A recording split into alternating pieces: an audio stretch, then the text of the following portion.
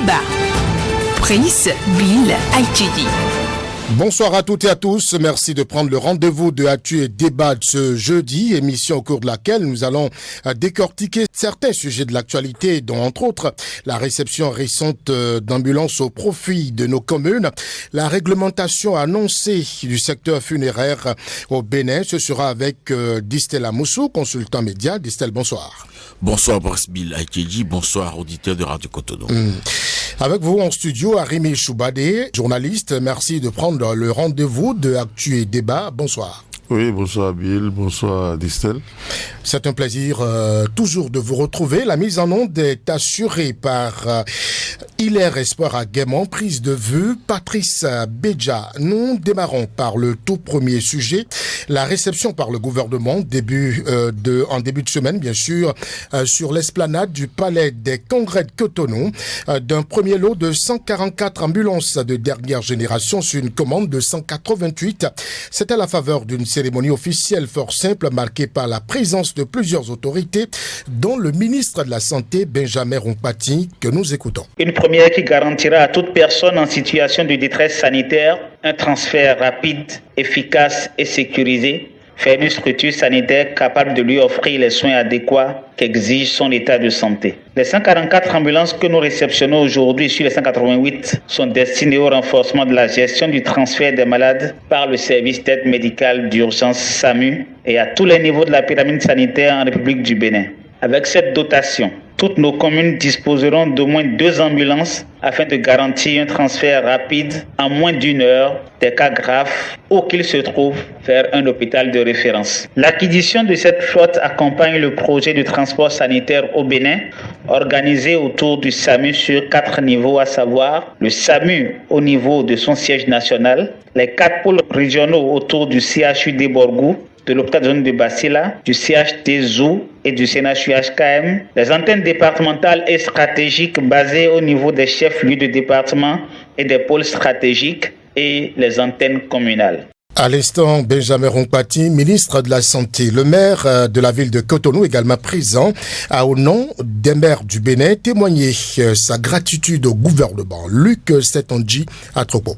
Vous imaginez donc la joie qui m'anime de prendre part à cette cérémonie de réception de 144 ambulances sur les 188 commandées pour appuyer le dispositif de référence et de contre-référence au niveau des structures sanitaires de nos communes. Mesdames, Messieurs, je voudrais, au nom de tous mes collègues maires du Bénin, féliciter le gouvernement et surtout exprimer par ma voix toute la reconnaissance des populations à la base pour cette action louable qui restera à jamais gravée dans les annales de l'histoire de la santé de notre pays. Point n'est besoin de rappeler l'importance des ambulances dans le dispositif de prise en charge de nos frères et sœurs en situation d'urgence. Je me réjouis particulièrement de l'apport non négligeable de ces matériels roulants pour mes collègues maires qui, par ma voix, vous témoignent leur reconnaissance. Distel Amoussou, la réception de ces ambulances et leur mise à disposition, c'est quand même un gros pas dans l'amélioration aujourd'hui des services d'urgence. Écoutez, lorsque vous êtes gouvernant d'une république, d'un pays, d'un État où tout devient, où tout est priorité et les attentes sont innombrables, et il vous faut du génie pour manager et apporter de la satisfaction. Vous savez, au Bénin, tout est priorité. Même le cadre, l'environnement qui nous entoure, sa gestion est une priorité. Avant de venir sur ce plateau pour cette émission, j'ai dû au niveau du carrefour Une-Africa affronter, n'est-ce pas, de l'eau stagnante. Alors, c'est pour vous dire que dans tous les domaines, les priorités existent, et dans tous les domaines, les attentes sont nombreuses. Alors, par conséquent, le gouvernement juge utile, n'est-ce pas, de faire d'une cérémonie, c'est pas de réception, un écho grandissant Mais je dis c'est pas la peine.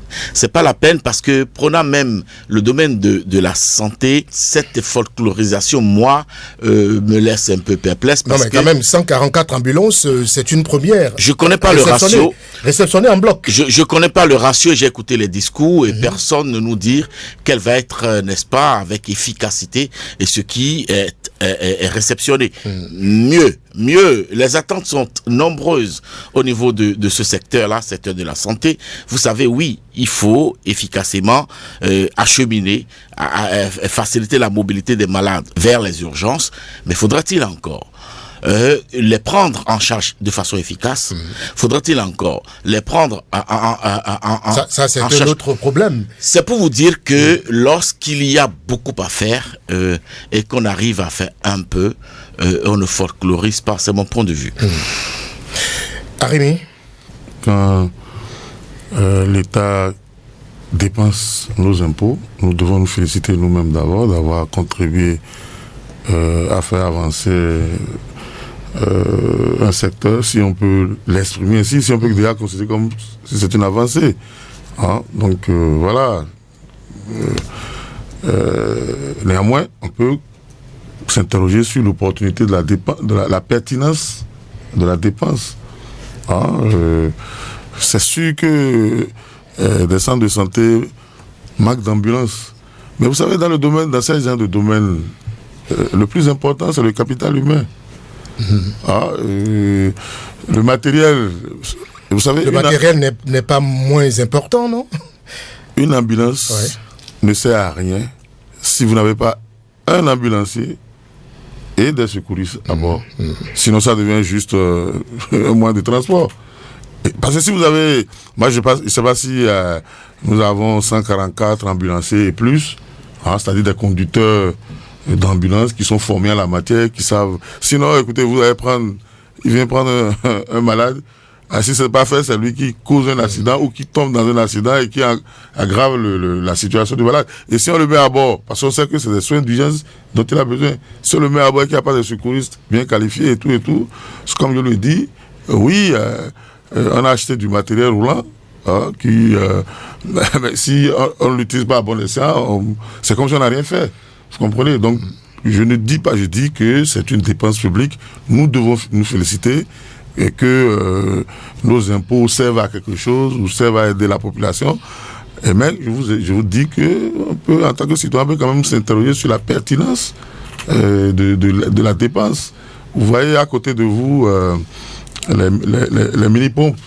On en a acheté 5000 pareils qui ne fonctionnent pas pratiquement. Les mini-pompes. Oui, les mini-pompes qui vendent du paillon là, qui vendent de l'essence en vrac au bord de la voie. C'est quand l'essence n'est pas à plus de 600 francs, et c'est même pas possible. Vous trouvez que l'achat de ces ambulances aujourd'hui, c'est pas pertinent? Pourtant, le gouvernement, septembre 2022, avait exprimé ce besoin-là. Non, comprenons-nous très bien. C'est comme si vous avez une salle d'urgence et qu'il n'y a pas d'urgentiste dedans. Ça devient juste... je sais pas, on peut aller se coucher dedans, faire des réunions, mais ça ne fait pas... c'est pas dédié à la fonction pour laquelle on a acquis. C'est de ça qu'on parle. Je dis, on a mis 5 et quelques ambulances. Est-ce que vous avez des spécialistes qui savent conduire des ambulances qui vont se servir de ces engins-là? Est-ce qu'à bord, dès que le patient est venu, on l'a recueilli? Parce que si on ne vous donne pas ces soins-là avant l'hôpital, c'est comme si on n'aurait rien fait. Et donc je dis que enfin, c'est pas une reproche que je fais forcément au régime qui est là. Généralement, vous venez, maire est là, ceci est là, on vous dit oui, le bâtiment a coûté 1 milliard, mais on ne dit jamais combien vont gagner les agents qui vont travailler là, combien vont être recrutés, quel serait leur... c'est-à-dire, pour nous, c'est comme si c'est le matériel qui est le plus important. Dès qu'on a dit qu'on a acheté de l'ambulance, on doit également nous dire oui, il y a 200 ambulanciers, soit qui sont formés déjà, ou qui sont envoyés en formation, et qu'il y a des urgentistes qui vont sortir bientôt, ou bien qui sont déjà sur la place, qui ont été formés, et qui sont capables de rendre utile Ces engins qu'on a achetés, sinon, ça devient des moyens de transport. On peut même mettre du maïs. Vous voulez comme mettre un point d'honneur sur le capital humain. On peut mettre du maïs dedans et transporter, finalement. Donc, moi, j'aurais préféré que, juste à côté de ces ambulances, on voit en même temps des conducteurs formés, et pas des chauffeurs de... Plus ou moins, on peut me réquisitionner, je peux faire déplacer le véhicule. Si ce n'est que ça. Mais pour ces agents d'engins, on a besoin, puisqu'on ne peut pas dire, parce qu'on a acheté une ambulance. Des personnes qualifiées. Oui, c'est pas parce qu'on dépose une ambulance dans un hôpital qu'on a une ambulance. S'il n'y a personne pour conduire, si à bord il n'y a pas les gentils pour donner les premiers soins aux malades dès qu'on va le recueillir, ce n'est plus une ambulance, c'est juste une voiture pour emmener le centre de santé. On espère que ce n'est pas dans ce cadre-là, et c'est pour ça que je dis, il a manqué peut-être de pédagogie à ceux qui ont organisé cette cérémonie, de nous expliquer de fond en comble. Et puis je me réjouis même pour le président de l'ANCB. Au moins, on lui a donné une meilleure posture que ce qu'on a vu lors de l'inauguration du marché de Kadia, où il faut le rechercher dans la photo de famille pendant la coupure du ruban symbolique. Au moins cette fois-ci, il était bien vu. Mais le maire était en avant, juste derrière le préfet du littoral. Bon, il est derrière le préfet. Alors que c'est son marché. C'est lui qui est censé avoir, enfin, même si c'est pas le budget municipal, j'en sais rien, mais c'est pour un marché de quartier, le préfet on doit rechercher le maire dans les photos. On doit rechercher son front ou son crâne. Je crois que derrière le préfet. Je crois que lors de la coupure du Je crois que le maire de la ville de Cotonou doit être plus élancé que le préfet Alain Auron-là. Donc, par conséquent, pour la beauté de la si on ne faisait pas de la radio, on allait montrer la photo. Arémi l'aurait voulu en première position. Non, Arémi est juste taquin. C'est vrai qu'aujourd'hui... Arémi est taquin, c'est tout. C'est vrai qu'aujourd'hui, le gouvernement peut revendiquer la construction de marchés, ce qu'ils font d'ailleurs. Autrefois, normalement, les marchés relèvent de la municipalité. C'est pas le thème de l'émission. Aujourd'hui, c'est devenu une revendication. On n'a pas élu le chef d'État pour nous construire des marchés. On a élu le maire pour nous faire des marchés. On a vu le maire dans ce pays construire les marchés. On sait comment ça a été construit. Vous le savez, non, Arémi? Comment les marchés ont été construits? Non, je sais. Ne vous écartez pas. Si vous voulez. Je suis. Oui. Non, il y a encore des marchés construits avant qui sont encore là. Nous allons revenir. Ah oui, c'est pas les préfabriqués. D'abord, ces marchés n'ont pas été construits au Bénin. Vous permettez qu'on revienne au sujet. Qu'on est venu assembler au Bénin. Vous permettez qu'on revienne au sujet. Oui, je sais qu'il y a beaucoup d'espoir. Le gouvernement fonde beaucoup d'espoir sur ces pièces détachées qu'on a ramenées au pays pour monter. Vous savez, après le montage, on a fait près de 2 ans déjà. Ce n'est pas beau, vous l'avez vu, non? Qu'est-ce que vous appelez beauté? Aujourd'hui, on fait la vente en ligne. Je reste dans ma chambre, je fais un clic. Non, ça, c'est un autre. Alors, je sais ce que vous appelez beauté. Nous allons revenir au sujet. On veut marcher et permettre à Distel. Est-ce que vous êtes d'avis que le gouvernement, comme Arémi l'a dit, mette un point d'honneur sur le capital humain? Mais d'abord, il faut se féliciter aujourd'hui de la prise en charge préhospitalière et des transports extra-hospitaliers qui seront mieux gérés. Évidemment qu'il n'y a de développement que d'hommes. Oui, écoutez, le gouvernement a fait un pas attendu. Donc il n'y a pas d'événement. C'est pour ça que je ne suis pas d'avis avec la folklorisation. On devrait passer ça sous silence, la réception. Écoutez, le gouvernement a fait son job. C'est de la dépense publique, c'est de la contribution des Béninois, n'est-ce pas, qu'il faut remercier, qu'il faut encourager à continuer à cotiser pour la caisse commune et remercier le gouvernement pour la gestion efficiente, n'est-ce pas, gestion efficiente des ressources des contribuables, n'est-ce pas, et l'encourager à toujours regarder, n'est-ce pas, la qualité de la dépense publique. C'est fait. De toute la façon, depuis l'arrivée du président Patrice Talon, son gouvernement met un point donné à cela. Ok, maintenant, c'est que, moi je vous l'ai dit tantôt, je ne connais pas le ratio, mais il reste à faire. Il reste que, après avoir facilité la mobilité des malades, n'est-ce pas, il faudra penser à l'amélioration du plateau technique. Il faudra penser à d'autres choses, à la formation. Arémi l'évoquait tantôt. Il n'y a pas que les chauffeurs, pour conduire les ambulanciers, mais il y a d'autres pans d'autres registres dans lesquels il faudra former les gens. Il a parlé d'urgentistes. Écoutez, allez au CNHU. À partir de certaines heures, vous n'avez plus les spécialistes, vous n'avez pas un responsable. C'est les étudiants qui sont là, qui vous accueillent. Surtout les week-ends, c'est un drame. J'ai vécu ça avec un parent. Voyez-vous, il faut continuer à faire ça. Je vous ai dit, lorsque tout devient priorité, écoutez, on ne festoie pas autour d'une petite réalisation. Mais on a du génie et on progresse. Vous pensez que c'est petit? On progresse. Je dis on progresse. Écoutez, l'état des dialystes aujourd'hui, des dialysés aujourd'hui, oui. Pardon, des dialysés aujourd'hui. Regardez leur attente, regardez leur cri, regardez la douleur qu'ils vivent.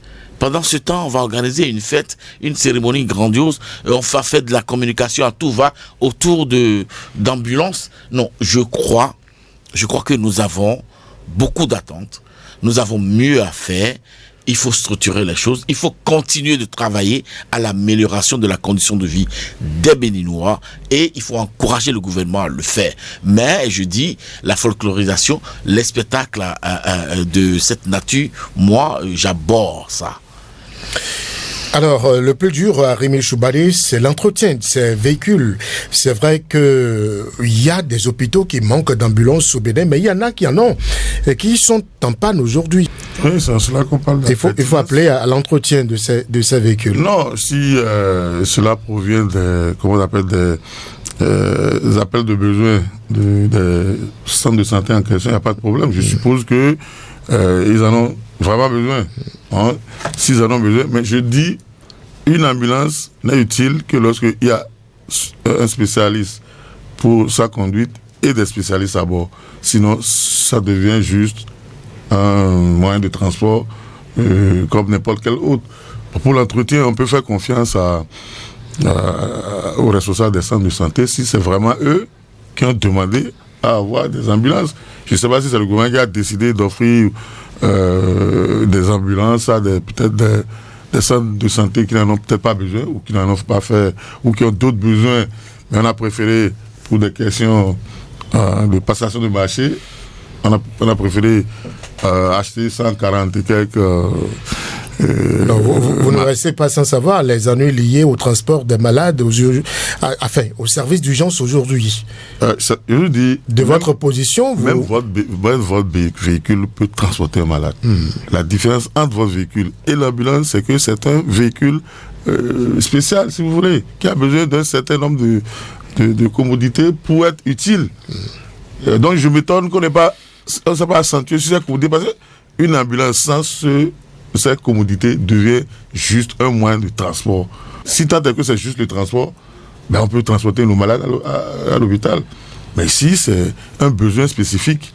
Pour que ce besoin spécifique puisse être efficient, il faut que la satisfaction soit efficiente. Il faut que à bord, on ait le nécessaire pour pouvoir transporter le malade sans lui causer d'autres dommages. Vous comprenez, c'est de ça qu'on parle. Donc, on ne peut pas dire, parce qu'on a acheté des véhicules roulants, qu'on a des ambulances. C'est pas parce qu'on a écrit ambulance dessus ou que voilà, ça ressemble à une fourgonnette. Il faut les traiter comme tels. Qui peut transporter. Il faut, n'est-ce pas, des produits de première nécessité, des solutés, des choses pour secourir. Il faut du matériel à bord, il faut de la technicité, il faut de la formation, parce que coucher malade dans une ambulance, il requiert de l'expertise.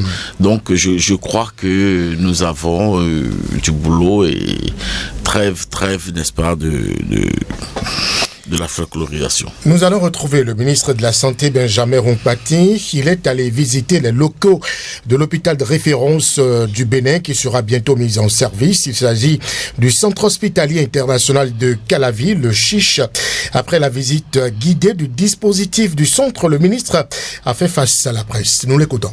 Le CHIC est là et il ouvrira ses portes très bientôt pour le bonheur des patients du Bénin, mais également pour le bonheur de ceux qui viendront de notre sous-région. Le CHIC, pour le présenter, est le plus grand hôpital du Bénin est sans doute, sans aucun doute, l'un des plus grands et les mieux équipés de la sous-région. On y compte 436 lits répartis dans 18 spécialités qui sont à leur tour regroupés en 8 pôles, notamment le pôle urgence-réanimation, un pôle cardio-métabolisme pour tout ce qui concerne la cardiologie interventionnelle conventionnelle, la réanimation cardiaque également, un pôle d'oncologie, notamment d'oncologie gynécologique, un pôle digestif et médico-chirurgical, un pôle locomoteur et neurochirurgical, un pôle cardiovasculaire et thoracique, un pôle néphrologique pour tout ce qui concerne la néphrologie et l'urologie et un pôle tête-cou. Benjamin Rompati, ministre de la Santé. Arimi Choubadé, plus grand hôpital du Bénin, le Chiche, avec des équipements ultra modernes pour gérer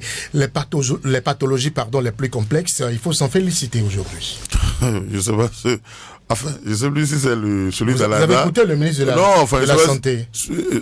On avait parlé, lors de la tournée, on a parlé de l'hôpital d'Alada qui a des équipements qui n'existent nulle part au monde. Bon, maintenant, s'il y a encore un autre plus grand que cet hôpital, Alada Calavi, ça s'appelle... le chic, c'était à Abomey-Calavi. Non, mais lors de la tournée, on a vu le même ministre comment appelle-t-on, dit que l'équipement, ce qu'on va mettre dans l'hôpital d'Alada en construction, je ne sais pas si c'est parlait déjà de celui de Calavi. Je vais être sûr que c'est du même hôpital qui parle. C'est du Calavi, je crois. C'est du Calavi. Mais il a fait la déclaration à Alada. Pour dire qu'il y a des équipements qui n'existent pas, qui n'existent même pas en Europe, qui ont été amenés, bon, je ne sais même pas si ça a été fabriqué à Glo, je ne comprends pas. Donc, enfin, il y a un problème. De toute façon, l'hôpital n'est pas encore opérationnel. Hein? On ne va pas discourir sur quelque chose qui n'existe pas. Pour le moment, les Béninois... ça existe, c'est presque fin prêt. Pour le moment, pour certaines pathologies, des Béninois continuent d'aller au Togo. Pour le moment. Jusqu'à là où on parle. Autrefois, on allait à... je sais pas, c'est à côté de chez mon ami là-bas, là, après à Thiébé, avec une route très difficile, à Faya, bien entendu. Et que les Béninois continuent d'aller là-bas, de quitter Cotonou pour aller là-bas. C'est vrai qu'ils ont fait un nouveau à Lomé même, à côté de l'échangeur. Le centre qui s'occupe Docteur Lafia ou quelque chose comme ça. Et qui continue de drainer des Béninois. Qui gère les cancers. Là. Qui continue de dresser des Béninois. C'est de ça que le ministre doit nous parler pour le moment. Maintenant, quand son truc là va être prêt, fonctionnel, avec des résultats et tout, bon, il viendra pour l'inaugurer. Je ne sais pas combien de fois on a communiqué sur cet hôpital depuis plusieurs années. Même en conseil des ministres, on en a parlé. On a même lancé des communiqués pour recruter du personnel ou je ne sais pas quoi. Mais c'est toujours un chantier. Et n'oubliez pas, bon, moi, enfin, on verra bien comment ça va fonctionner tout ça. Parce que n'oubliez pas que ça fait face à l'hôpital de zone de Calavi. Hein? Je n'ai pas compris pourquoi on n'a pas renforcé l'hôpital de zone de Calavi et qu'on a préféré mettre tous ces efforts dans la construction de ce qui est en face, qui n'est pas encore opérationnel. Donc moi, il y a des difficultés à comprendre ces genres de discours. Hein. Est-ce que c'est pour nous nourrir d'espoir? Pas de problème. On a espoir, monsieur le ministre. Bravo. Après, on tombe malade aujourd'hui ou demain, qu'est-ce qu'on fait? On prend la route de Lomé ou on prend la route de Afaya? L'hôpital n'est pas encore mis en service. Oui, c'est de ça que je parle. Puisque ce n'est pas en service, pourquoi vous voulez qu'on fasse débat? Vous avez vu les marchés de Cotonou qui ont fini. On a dit que la construction est terminée depuis plus de 2 ans. Mais ce n'est pas toujours opérationnel. Est-ce que ça va être le cas avec l'hôpital? Donc, attendons que ce soit vraiment concrétisé pour qu'on vienne nous parler de comment ça va se passer, comment ça se passe, ou des trucs de ce genre-là. Je ne vais pas aller visiter un chantier. Enfin, il est allé visiter un chantier. C'est ça, non? Alors, quel débat vous voulez qu'on fasse autour d'un chantier qui n'est pas encore achevé? On ne sait même pas, les délais bougent au fur et à mesure. Je ne vais pas vous parler des 30 lycées agricoles qui doivent être opérationnels. Arimi, nous allons écouter Distel Arimi pense que c'est trop tôt de se féliciter de ce joyau. Une première hôpital de référence de cette trempe. Le chic, c'est le beau, c'est le rayonnant, le flamboyant. Chiche. Mais le chic a un coût. Le chic a un coût et j'espère que ce coût sera à la hauteur de la capacité des Béninois, des malades qui ont encore des problèmes aujourd'hui à s'offrir ou à disposer d'une poche de sang, n'est-ce pas, pour guérir un bébé ou un patient au CNHU ou dans d'autres centres hospitaliers de notre pays. Non, je crois que tout le spectacle qui se fait autour de cet hôpital-là relève d'une amateurisme communicationnel. Parce qu'en réalité, lorsqu'on va au fond, c'est pas le Béninois lambda qui ira se soigner là-bas. Nous parlons de spécialité.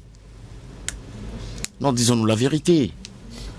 Brice Bill dit, vous et moi, là, je ne sais pas si nous aurons les moyens d'aller, n'est-ce pas, hein, nous consulter, prendre un rendez-vous dans ce chic. Non, écoutez, ne nous vendons pas des illusions. Voyez-vous, c'est un centre hospitalier international de qualité. Non, et puis tout le monde sait que le prix aujourd'hui, lorsque vous allez dans un hôpital de zone, n'est pas le même que lorsque vous allez dans une clinique privée. Non, écoutez, j'ai comme l'impression qu'on ne dit pas la vérité aux Béninois. Il faut qu'on commence par dire la vérité aux Béninois. Et le ministre de la Santé a pour obligation d'arrêter de vendre des illusions aux Béninois sur ces projets-là. Parce qu'en réalité, lorsque nous allons nous retrouver demain face aux faits, mais c'est le gouvernement qui sera mal vu. Ne vendons pas ce qui n'est pas. Absolument pas tant, il peut vendre ce qu'il veut. Non, je dis, je vais m'inscrire en faux contre cela. Ne vendons pas. Mais regardez les pathologies qu'il a citées. Mais c'est des pathologies qui induisent des coûts de prise en charge énormes. Qui imposent, n'est-ce pas, la rigueur dans la spécialisation des praticiens. Et puis, ce n'est pas des Béninois qui iront officier, enfin, pour la plupart, officier dans ce centre-là. Combien de spécialistes pointus nous avons lorsqu'on parle de cardiologie, lorsqu'on parle de l'ophtalmologie. Mais non, écoutez, regardons la réalité en face. Ne prenons pas tous les Béninois comme des briques de 15, comme le dirait l'autre. Le ministre de la Santé doit savoir raison garder et la direction de la communication de la présidence de la République doit franchement le briefer désormais sur cette déclaration tonitruante qui sont devenues trop tonitruantes et qui sont devenues embarrassantes. Parce que nous ne pouvons pas être en train de défendre nos pouvoirs. Nous ne pouvons pas être en train de faire ce travail-là. Et qu'on aligne, qu'on multiplie les ratés de communication de cette nature-là. Le ministre de la Santé est dans son rôle. Écoutez, son rôle n'est pas de dire que le matériel qu'on va découvrir là n'est jamais vu nulle part dans le monde. Mais écoutez, de quoi on parle? Il n'a pas dit dans l'extrait qu'on vient d'entendre. Vous l'avez entendu dire ça? Écoutez. ou ailleurs peut-être. Écoutez, je parle de la même autorité et je crois que non, très sérieusement, et là je suis faible là-dessus, la communication autour de ces centres de santé là, n'est-ce pas, n'augure pas, n'est-ce pas, d'un impact ou d'impact sérieux pour et au profit du gouvernement. Et il va falloir réviser tout ça. Ça, c'est mon point de vue. Merci, nous respectons votre point de vue. Nous allons passer à un autre sujet. Le gouvernement a décidé de renforcer la réglementation au fin de réorganiser les activités des pompes funèbres au Bénin. C'est ce qui justifie la décision prise en Conseil des ministres. Il s'agit surtout de rendre conforme le secteur funéraire aux normes et standards requis en matière de santé, d'hygiène, d'assainissement et d'environnement en vigueur au Bénin. Nous allons vous proposer de suivre ici le porte-parole du gouvernement, Wilfried Léandre Hongbeji. Au chapitre des mesures normatives, réglementation du secteur funéraire en République du Bénin. Ce secteur est régi, jusqu'à présent, par l'arrêté interministériel du 23 février 1995 portant réglementation des activités de pompes funèbres par les entreprises privées. Près de 30 ans après son application, il est évident qu'il est devenu obsolète et inapproprié au regard des évolutions du secteur et des exigences d'actualisation. Il urge de renforcer la réglementation aux fins de réorganiser le secteur funéraire en le mettant aux normes et standards requis en matière de santé, d'hygiène, d'assainissement et d'environnement en vigueur au Bénin. Le présent décret instaure donc des innovations qui s'appliquent à la catégorisation de ces activités, la fixation des normes techniques, sanitaires et environnementales applicables à la création, la gestion des pompes funèbres, des funérariums, des crématoriums et des cimetières. Il prévoit également les qualifications minimales requises pour opérer dans ce domaine et les sanctions encourues par les contrevenants aux règles édictées. Les ministres concernés par le sujet prendront toutes dispositions utiles à l'application effective de la nouvelle réglementation. Au titre d'autres mesures normatives, le Conseil a adopté les décrets portant transmission à l'Assemblée nationale pour examen et vote des projets de loi portant code de l'aviation civile et commerciale en République du Bénin et fixant la fête annuelle des religions traditionnelles en République du Bénin. Wilfried Leandro Hongbeji, porte-parole du gouvernement. Je vais rester avec vous, dit Stella Moussou. Le gouvernement a relevé plusieurs manquements dans le secteur funéraire aujourd'hui qui l'ont autorisé à agir. On connaît, par exemple, le business autour de l'implantation, je vais y arriver, des morgues. Sauf que je ne suis pas un fossoyeur. Oui. Mais vous observez. Quoi en tant que citoyen. Non, je ne vais pas faire mes périples dans les morgues du Bénin. Non, je crois que j'ai ouï dire, sans vraiment enquêter sur le sujet, j'ai ouï dire qu'il y a un désordre, mais pas possible, dans ces morgues-là. Il y en a qui ne sont pas aux normes. Il y en a qui sont comme des poissonneries. Et, excusez du peu, il y en a qui dont la qualité, public comme privé. Public comme privé. Public comme privé, s'il vous plaît, écoutez. Et puis, il y a un trafic insensé qui se fait dans ces établissements-là où on procède à des trafics d'organes, on procède à de la corruption, à l'arnaque. Écoutez, je crois que le gouvernement fait bien de regarder un peu de ce côté-là également parce que, écoutez, ce qui reste à un homme après son départ de cette terre, c'est les honneurs. Et si son reste ou ces restes feront objet de trafic, si son corps est mal entretenu, mais écoutez, je crois que le gouvernement fait bien de regarder. Et je crois savoir qu'il y a une ONG même qui, depuis plusieurs décennies, se bat. Alerte sur la question. Voilà, alerte sur la question. Je crois, si c'est vraiment dans la même direction, écoutez, on ne peut qu'applaudir et soutenir cette réforme-là qui serait envisagée et accompagner. Et inviter les acteurs de ce domaine-là à se conformer aux normes et aux standards. Et cela pose aussi le problème de la formation. Écoutez, ceux qui sont au CNHU de Cotonou, là, la morgue, là, ou dans d'autres morgues pro-cibles, je fais pas de publicité ou d'autres, ils ont été formés où? C'est prévu dans la nouvelle réglementation. Ils ont été, oui, mais ceux qui sont là aujourd'hui, là, ont été formés où? Écoutez, des trafics de formol, de doses de formol, de ceci et de cela. On dit, si tu ne donnes pas une bouteille de gin et de l'argent, on va pas bien entretenir le corps de ton parent. Et c'est devenu un il y a un gros business autour. Voilà. Écoutez, nous sommes descendus à ce niveau, quoi. Je crois que le gouvernement fait bien en regardant de ce côté. Vous êtes interrogé à Rémi Choubalier sur ce qui va changer avec la nouvelle réglementation? Non, d'abord, je suis très surpris. Je tombe des nues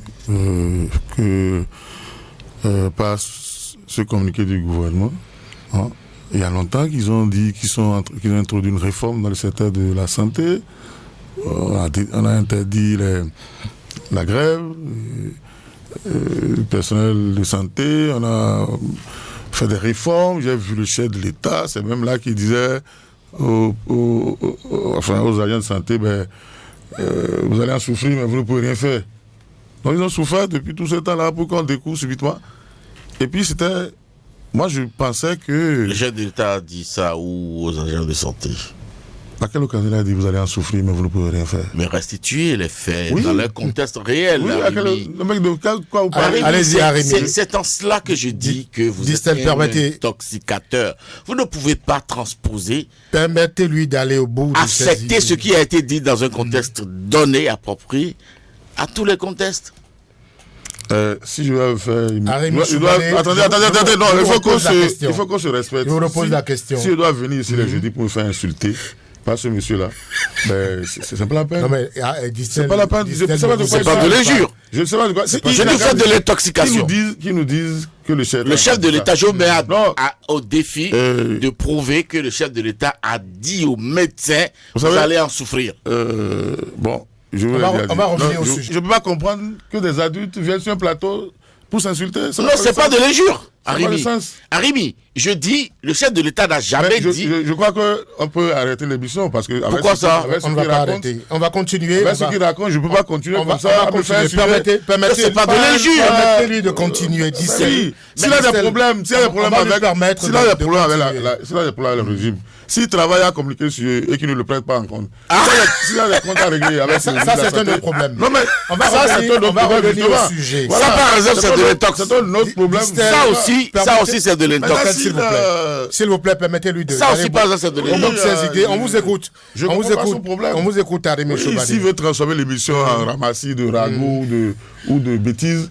Est-ce que vous êtes Arimi, quand est-ce que le chef de l'État dit aux médecins vous allez en souffrir? Est-ce que vous êtes interrogé sur ce qui va changer dans la réorganisation du secteur funéraire, dans cette réglementation? Vous savez, il y a des années que je crois qu'il y a une ONG d'un compatriote de la diaspora, Koudébi Meda, je crois, qui dénonçait régulièrement. Il a longtemps alerté sur cette préoccupation. Tout à fait. Nous, on pensait quand même que c'était un gouvernement responsable et que certainement ce qui se disait sur la gestion des morgues et ce secteur-là, il fallait quand même faire un peu de...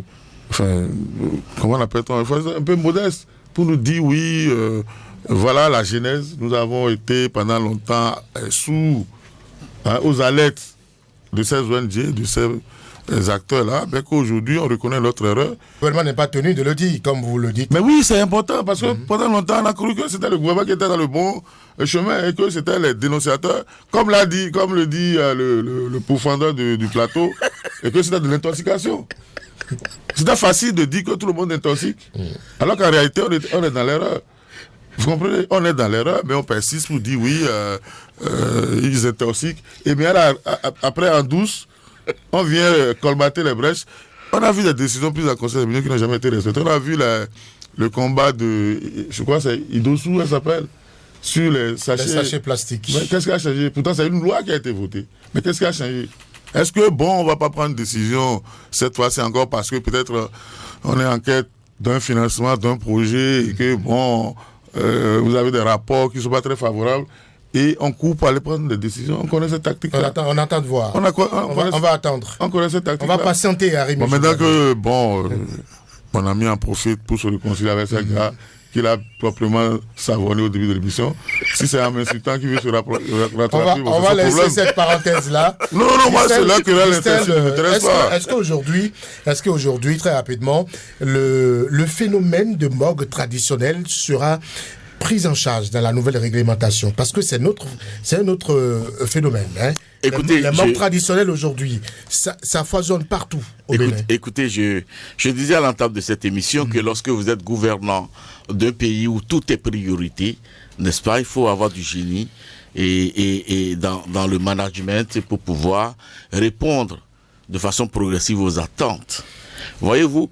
Alors, on découvre donc subitement que même la gestion des cadavres de Bakabé, n'est-ce pas, constitue pour nous une priorité aujourd'hui. Et c'est un fait.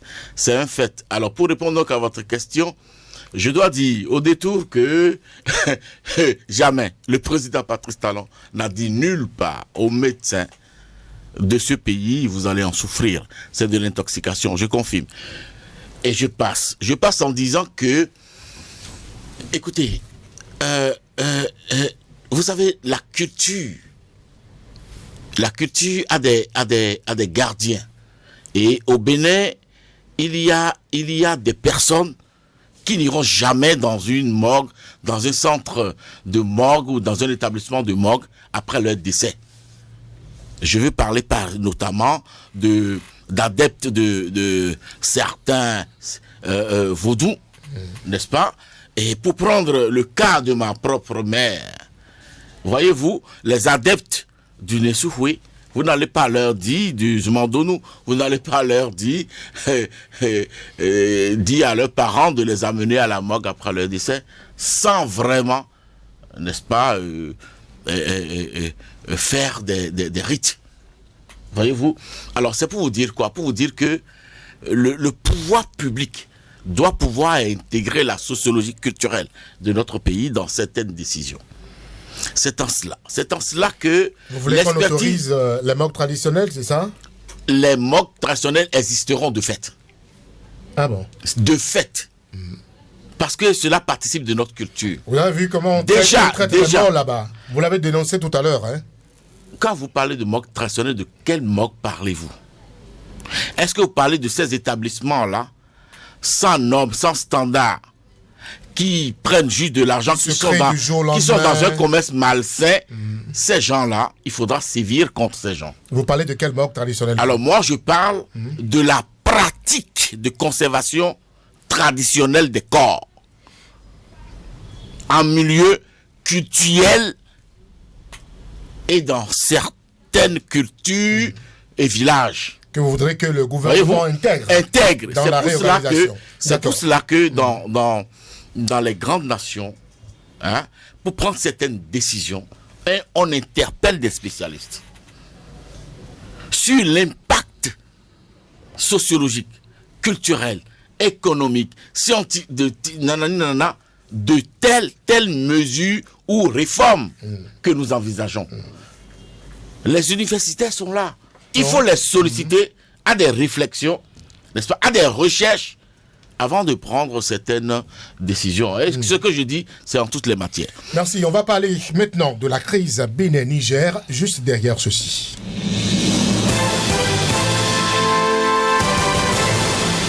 On en sait un peu plus sur le sort des Nigériens arrêtés. La justice béninoise a condamné lundi dernier à 18 mois de prison avec sursis ces 3 ressortissants nigériens arrêtés au port de Semepoji. Ce verdict, Arémi Choubali, va à coup sûr refroidir la tension qui a monté d'un cran. Non, il n'y a aucun problème entre le Bénin et le Niger. Je ne vais jamais cesser de le dire. Ah bon? C'est la fabrication de crises, enfin, je sais pas, de scénarios, voilà. J'espère que les Nigériens ne vont pas faire la réciprocité en perturbant. Arimi, le juge sera. En vous kidnappe pas, il dit. Oui. Parce qu'il a raté de justesse sur le corridor Boukina. Nous rendre au Niger, ou bien nous avons des frères qui sont là-bas d'une manière ou d'une autre. Même si on gardait les Nigériens en prison, le Niger était en droit de prendre des Béninois, même s'ils n'ont rien fait, pour dire tant que vous ne les libérez pas, nous-mêmes nous ne libérez pas vos ressortissants. C'est des crises qu'on est en train de fabriquer. Sinon, il n'y a jamais eu de problème entre le Niger et le Bénin. Jusqu'à présent, je ne vois pas là où il y a le problème entre le Niger et le Bénin. Le Bénin, prétextant respecter les directives de la CEDEAO, a fermé ses frontières. Les Nigériens ont subi. Après, il y a des déclarations qui ont montré que oui, le danger pour les Nigériens pourrait venir du Bénin. C'est le Bénin même qui a créé ça. Que le danger pourrait venir du Bénin. Lorsqu'on a dit on y a rétabli la démocratie, vous dites ça des putschistes. Ça veut dire que vous êtes une menace pour leur pouvoir. Et à ce propos, ils ont... pas la suite à rouvert les frontières, à faire des concessions pour montrer sa bonne volonté de faire taire la crise. Le Niger s'en fout. Vous avez été menace pour des putschistes. C'est le ministre de l'énergie, c'est les députés qui passent sur les plateaux pour en parler, c'est le procureur, etc. Mais les diplomates, c'est comme si on n'a même plus de ministre de la diplomatie. Ou le chef d'État qui, dans son palais là-bas, fait une déclaration sans même qu'on lui pose des questions. Dans son palais là-bas, dans son palais. Oui, dans son palais. Là-bas, non? Non, dans son palais. Et il faut trouver des accords sur un certain nombre de désaccords, comme le dirait l'autre. Je crois que je l'ai déjà dit sur un plateau. Je n'ai pas vu l'opportunité de cette poursuite-là. Comme l'a dit Arimi, pour une des rares fois, je suis d'accord avec lui. Le gouvernement ne s'entoure pas d'expertise, n'est-ce pas, sur la question. En tout cas, ça n'est pas visible. Écoutez, malgré leur introduction frauduleuse sur un site. Écoutez vous avez suivi le procureur. Écoutez la nature. Non, mais pas la nature. Comment les griefs de poursuite ont dégringolé. Au départ, le procureur spécial nous a parlé d'informations persistantes, n'est-ce pas, tendant à l'atteinte à la sûreté de l'État. La justice a requalifié les faits. S'il vous plaît. Je parle du procureur spécial. Ce n'est pas un quidam qui est venu à la télévision parler. Je parle du procureur spécial. Quand c'est comme ça, quand on parle d'atteinte à la sûreté de l'État, tout y passe. Mais tout. Mais quelques heures, quelques jours après, vlam, on revient me parler de faux et usage de faux par rapport au badge, machin. Je dis non, c'est cette manière-là de fonctionner aujourd'hui et conne l'image du Bénin. Mais nous avons des spécialistes dans ce pays, dans tout domaine, dans tous les domaines. Bon, c'est vrai. On peut nous considérer comme des airs de compétences. Mais on n'a qu'à aller chercher les spécialités ailleurs et les payer, comme dans d'autres domaines. Et que ces spécialistes-là soient écoutés. Mais je dis, un pays sérieux ne peut pas se comporter de cette façon-là. Maintenant, c'est fait. Je reste béninois pour dire qu'il est de besoin, de réajuster deux choses essentielles. Laquelle? Du Bénin dans ce conflit-là. Lesquelles? La communication, c'est-à-dire le discours du Bénin. Deuxième chose, la posture de l'État béninois à travers son chef. Ces deux choses-là doivent être revues, corrigées, améliorées pour rassurer nos frères nigériens. Vous ne pensez pas que la Chine, aujourd'hui, la troisième partie, a un gros travail à faire? La Nigérie, en temps, le CNSP avait interpellé S'il vous plaît, interpeller aujourd'hui la Chine, c'est quoi? C'est démontrer devant la face du monde et l'opinion internationale que le Niger et le Bénin, deux nations sœurs, deux pays frères, sont des nations irresponsables, sont des nations incapables de se parler, donc il faut que les deux pays prennent leurs responsabilités. Il faut que les deux pays prennent leurs responsabilités. Mais le Bénin en plus, en revoyant deux choses essentielles, la posture du son discours de communication, les éléments de langage qu'il sortent, qu'il distille, et la posture de l'État en tant qu'État à travers son chef. Merci. On va finir sur ce sujet concernant la Côte d'Ivoire. 45 minutes de discours n'auront pas permis de lever l'incertitude qui plane sur sa volonté de briguer un 4e mandat. Pour son allocution sur l'état de la nation, le président Alassane Ouattara n'a donné aucune indication sur son avenir politique face aux députés et aux sénateurs réunis mardi en congrès annuel à Abidjan. Vous l'avez suivi, Arimi Choubadé. Est-ce que c'est stratégique pour Ouattara aujourd'hui de rester silencieux sur ses intentions politique pour 2025? Bon, en fait, un silence qui cause problème. De toute façon, il était dans un discours solennel. Ça ne concerne pas le candidat Ouattara. Un discours de reddition de comptes. Ça ne concerne pas son parti. Son parti l'a déjà désigné candidat, donc je ne vois pas pourquoi à cet instant... vous savez, aujourd'hui, Ouattara, il est libre de faire ce qu'il veut en Côte d'Ivoire. Il peut être candidat, comme il ne peut pas être candidat. Vous voyez, il a placé sa femme au-dessus de toutes les institutions. Dans le protocolaire... Vous pensez que c'était dans le protocolaire, Ouattara a commencé par son épouse, par l'institution première dame, avant les autres institutions de la République. Et puis, il peut être candidat. Il peut être candidat autant de fois qu'il veut. Et c'est même... Son parti l'a désigné. Je ne vois pas pourquoi devant le Parlement, il viendra dire oui, je suis candidat. C'est stratégique pour Ouattara de se taire sur la question pendant ce discours sur l'état de la nation. Évidemment que oui, la gestion du flou est une arme pour la filouterie politique. Et nous y sommes, et voilà, Ouattara au jeu. Merci Distel Amossou, consultant média, face à Rimé Choubadé, journaliste. Nous étions en studio pour Actu et Débat de ce jeudi. Mise en onde de Hilaire Espoir à Gaiman, prise de vue Patrice Béja, présentation Brice Bilaïtidji. Merci de nous avoir suivis.